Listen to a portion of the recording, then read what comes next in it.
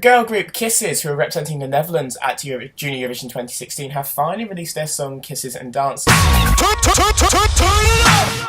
Wow, kisses and dancing, kisses and dancing. Wow, kisses and dancing, kisses and dancing.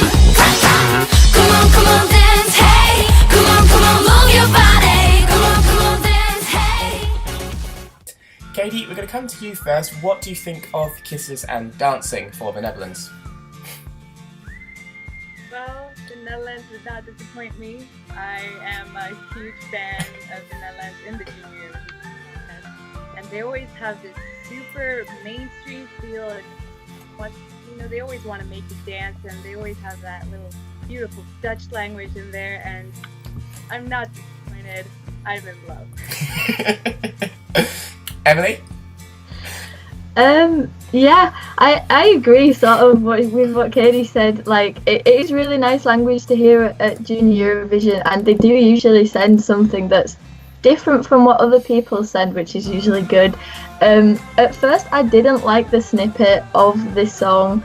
I just didn't reckon much to it. I wasn't too sure, but now the full song's out, I've actually sort of grown to like it. When I first listened to it, I was like, this is actually really good. I was quite surprised. So that's a good, like, a pleasant surprise.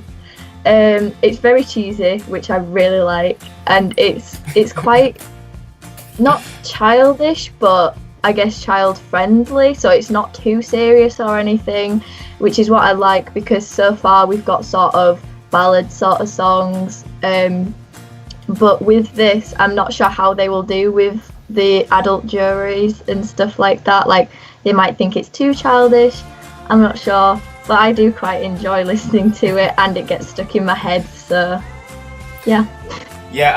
After listening to it the first time, I just had it in my head. I thought this is perfect for the Junior Eurovision contest. It's kind of like the perfect response to Belarus's entry, whereas that's very mainstream Junior Eurovision. This is very old school, cheesy Junior Eurovision, and I love it for that. Like I said, I like how the verses are in Dutch and the chorus is in English. I like how there's some little dancing choreography as well.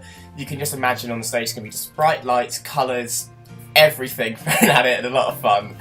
And yeah, I think this is great for the Junior Eurovision contest. It kind of embodies what a lot of people would think about it when you said it's Eurovision for kids. This is what people would probably imagine.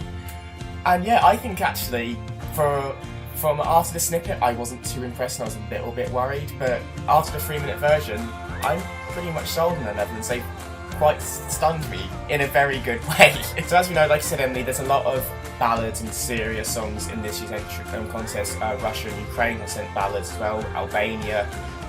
Do you see this now working in their favour for being a more upbeat, fun song in a contest of ballads at the moment, in the songs that we know, or do you think it might be seen as a bit too childish? I personally, I think, like, it's good because it's different. So honestly, right now, I'm not entirely sure. Katie, any additional points onto that?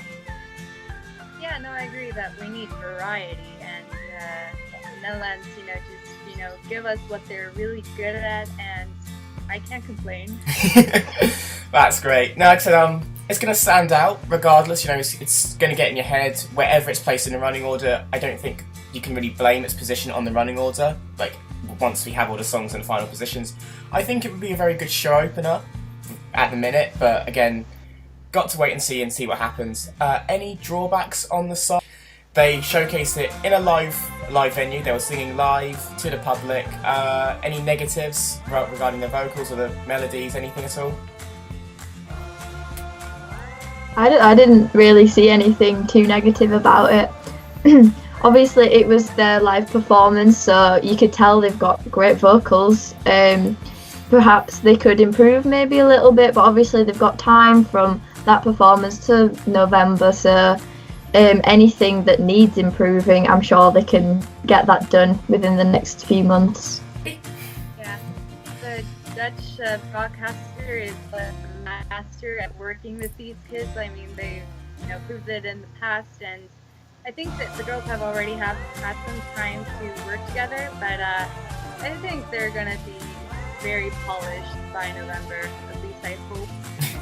Right now, I'm just hoping that they're, singing and dancing along with that, and I think that's giving us a little piece of what's to come. And I'm not going to critique before we see the final product, really. So, at the current state of which we know Kissing and Dancing, to round off this video of review of it, score out of 10, and do you prefer this to Shalisa last year's entry or not? We're going to start with Katie this time. Score out of 10, and do you prefer this to Shalisa or not? I give it 8 out of 10. It's beautiful. I mean, I don't know when to give 9 or 10 because those seem like even more perfect scores, but right now it's an 8. It could be better. It could be worse. But I definitely prefer it to Shalisa. It's memorable. It's going to stick in your head, and I don't think she's that bad. And I hope she's going to do better. I mean, them. Emily? Yeah, I have to agree. I'm gonna have to give it an 8 out of 10 as well. It's really memorable. It's stuck in my head right now. Whether I prefer it to Shalisa or not, I'm honestly not sure because they're two completely different songs. Like, you've got Shalisa, which was a ballad, sort of really nice sounding ballad, and then there's this that's really upbeat and cheesy. So honestly, I'm not entirely sure because I like both of them. But yeah.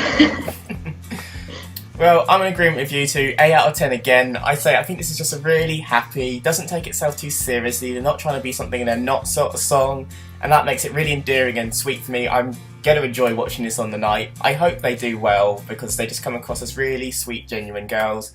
And as for better or worse than Shalisa, I'm going to give it to these girls just marginally, just because it just got in my head and it's just a lot of fun, and I just love happy, upbeat Europop songs. I just think they're fantastic, so that's why.